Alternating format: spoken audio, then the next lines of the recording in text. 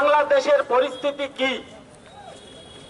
একটা কথা আমি বুঝতে পারছি না যে শেখ হাসিনাকে তারা ছাত্র আন্দোলনে কোটার আন্দোলন নিয়ে সেখানে সরকার ফেলে দিল, আর সাথে সাথে হিন্দু মন্দির, হিন্দু যারা সনাতনী আছে, হিন্দু মা বোন, তাদের উপরে অত্যাচার।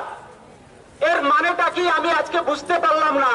বাংলাদেশে কেন হচ্ছে এই জিনিসটা আমরা বুঝতে পারছি না। এই জিনিসটা কেন হচ্ছে খালি আজকের দিনে নয়, 1971 সালে যে সময় মুক্তিযুদ্ধ বাংলাদেশ হয়েছিল পূর্ব পাকিস্তান থেকে, সেই সময় হিন্দুদের উপরে অত্যাচার।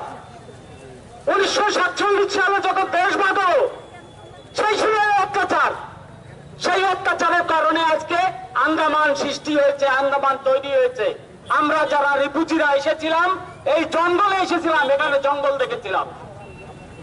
তো পুনরাবৃত্তি বারবার হিন্দুর সাথে বাংলাদেশে কেন এই ঘটনা ঘটছে, কেন করছে, কারা করছে?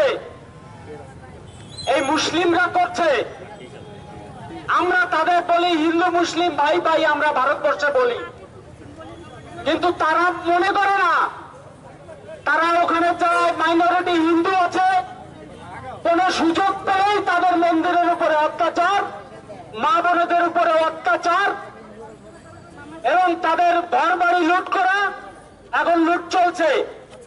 আপনারা জানবেন হিন্দুরা এসেছিল ভারতবর্ষের বর্ডারে, শীতলকুচি বর্ডার, সেখানে গলা জলে এসে দাঁড়িয়েছিল হাজার হাজার বাংলাদেশি হিন্দু সনাতনীরা বাঁচার জন্য ভারতবর্ষের বর্ডারে।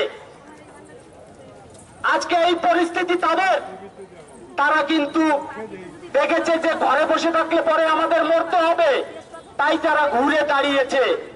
আজকে ঢাকা শহরের বুকে তারা হাজার হাজার হিন্দুরা বিশাল সমাবেশ করেছে, তারা ঘুরে দাঁড়িয়েছে। আজকে তাদের জন্য আমাদের বেদনা, তাদের জন্য আমাদের মনে ব্যথা হয়। সেই হিন্দুরা কিভাবে আছে, আর আজকে আমরা রিফিউজি হয়ে আন্দামানে আছি।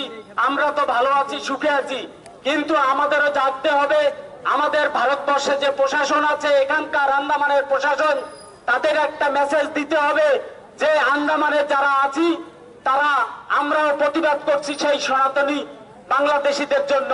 তার সাথে সাথে আন্দামানে আজকে দেখবেন হয়তো সেই বাংলাদেশ থেকে রোহিঙ্গারা এসে ভরে গেছে, এরও প্রতিবাদ জানাচ্ছি। এর এনকোয়ারি প্রশাসন করুক। আজকে দেখেন আমরা বিজেপির তরফ থেকে এসেছি, আপনারা জানেন যে বিজেপি আজকে নেমেছে। বিজেপির সহ্য হয়নি সেই সব দৃশ্য, মেরে ঝুলিয়ে দিয়েছে রাস্তার পাশে, কেটে টুকরো করে দিয়েছে, গলা কেটে দিয়েছে, মেয়েদের উঠিয়ে নিয়ে যাচ্ছে, জবরদস্তি নিয়ে ধর্ষণ করছে। এইসব দৃশ্য হোয়াটসঅ্যাপে আপনারা দেখেছেন, ফোনের মাধ্যমে দেখেছেন। তাই বিজেপি পার্টি সহ্য করতে পারেনি। আজকে তার প্রতিবাদ মিছিল আমরা করেছিলাম। আপনারা যারা হিন্দু সমাজের লোক আছেন সবাই, ভাষা নির্বিশেষে সবাই আপনারা সাথ দিয়েছেন, আপনাদের অশেষ অশেষ ধন্যবাদ।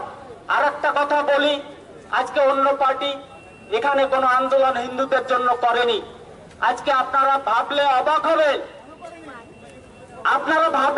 হবেন, বাংলাদেশের যে খালেদা জিয়া, যার পার্টি বিএনপি পার্টি, তার ছেলে তারিক আহমেদ ইংল্যান্ডে থাকে, তার আজীবন কারাবাস হয়েছে বাংলাদেশে। 18 বছর খালেদা জিয়ার জেল ছিল, এখন মুক্তি পেয়েছে।